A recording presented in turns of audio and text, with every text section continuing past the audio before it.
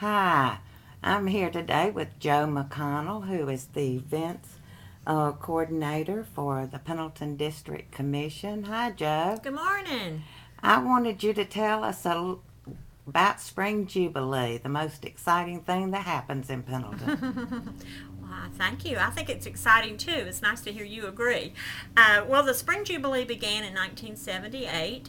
In the early 70s, there had been a festival here called the Foothills Festival, and it was done by Foothills Arts and Crafts Guild. And they decided that our green was too small, so they moved to Easley, to the old Market Square that had been refurbished. And a few years later, Patricia Porter, who was a staff member for the Pendleton District Commission, approached the director, Hurley Batters, and said, wouldn't it be nice if we had a festival? And he told her if she was willing to do all the work, then she could do it. So she began Spring Jubilee. She really thought long and hard about what she wanted that festival to be. Space was definitely a limitation, and that made it difficult to have things like car shows and kiddie rides and things that a lot of community festivals have. So she decided that what needed to be the emphasis was the arts, and that would be the arts and crafts and the music as another art form. And that's the beginning of the show, and that's how we have attempted to always maintain it. She had that position for 8 years. My first Spring Jubilee was 1986. This year will be my 23rd year conducting the festival. And when I began in 1986, we had 32 arts and crafters. We were still confined to the Village Green. And as a resident, I had enjoyed Jubilee for years and brought my kids and thought, ooh, why don't they do this? Why don't they do that? So I was given an opportunity to put some of those things into action. So I approached the town about closing off Exchange Street. At the time previous, the food vendors had been set up along Exchange Street, and I felt like that created a wall between the businesses and the Jubilee, and I wanted the Jubilee to go up to their door. And so they told me I had to get a petition signed by all of the majority of the businesses along Exchange Street. So I went and approached each one of them and told them that my reasoning for doing it. I was going to put power on the other side of the Village Green along Mechanic Street, have the food there, and then put tents in the street. And I had everybody signed it but one. I had one merchant who kept saying, I've got to think about it, come back. And so on my third trip back, I informed them that I had already met the requirement of the council for a majority, but I would love for it to be unanimous. Wouldn't it be better if we all agreed? And she said yes, and so she signed it. So from then on, we were able to close the street. The first year, we had 3 tents in the street, and I was determined that we would maintain the standards that we had and fill it up slowly with quality rather than just fill up space.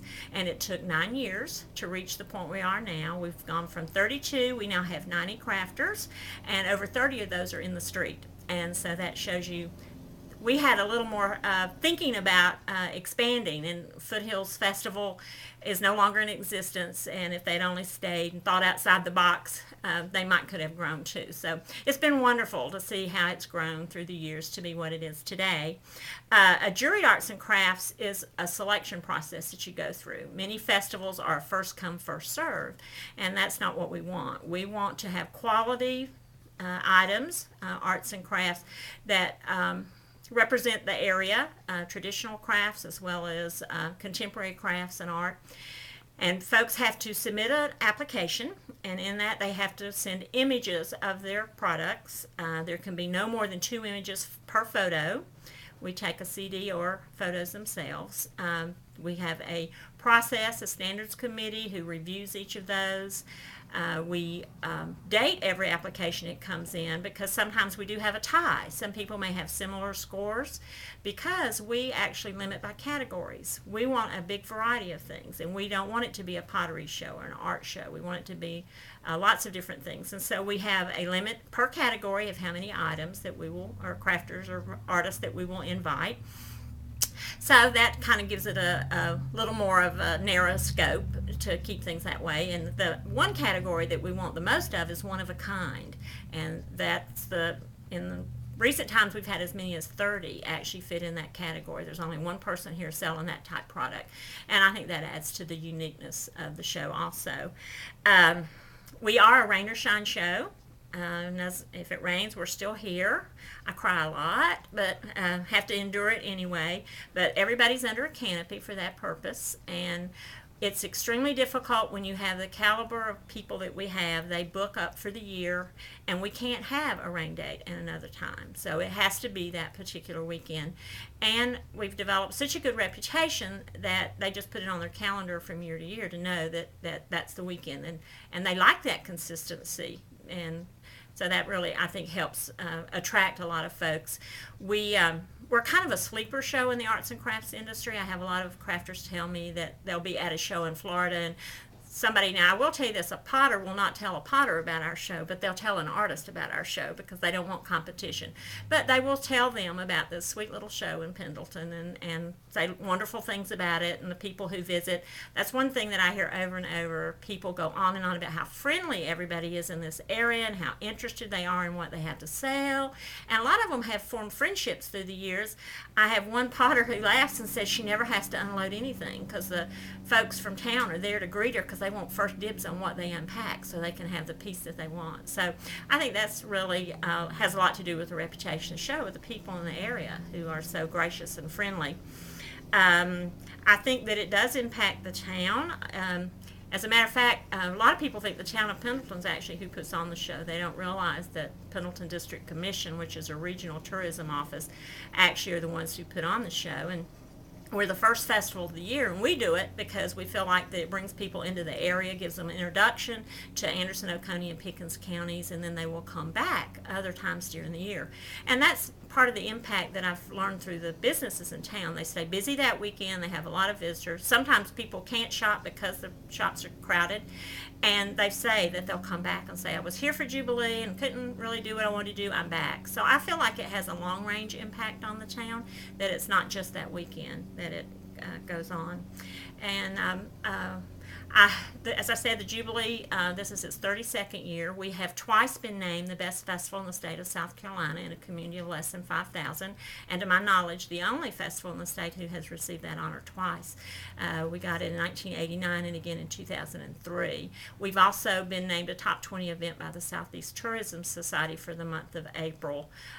Over 10 times. So, it's nice to have that recognition. And of course, the hard part with a festival or any event is to keep those, stay on that pinnacle. And so many festivals will climb, kind of even off and then start to decline. And that's something that we have really tried hard to do. And I feel like by being consistent, a lot of community festivals, the director changes from year to year, and that makes it really hard. And because we have consistency at being done by our regional office and not by volunteers, that we're able to maintain that quality, and the consistency makes a difference. And so anyway, we just continue to try to attract those. We try to make sure that the crafters have a good time. We give them coffee and donuts on Saturday morning when they set up. We have a barbecue for them at the end of the day on Saturday free of charge. And so that helps us with our reputation within that industry. I try very hard to listen to locals when they have suggestions or things that they think we should do, or have you considered that. I try to use only local food vendors for the community, so I feel like that's the way we get back. We try to use local talent as much as we can so that everybody feels a sense of ownership, because I think that's what makes Spring Jubilee so special. Thank you, Joe.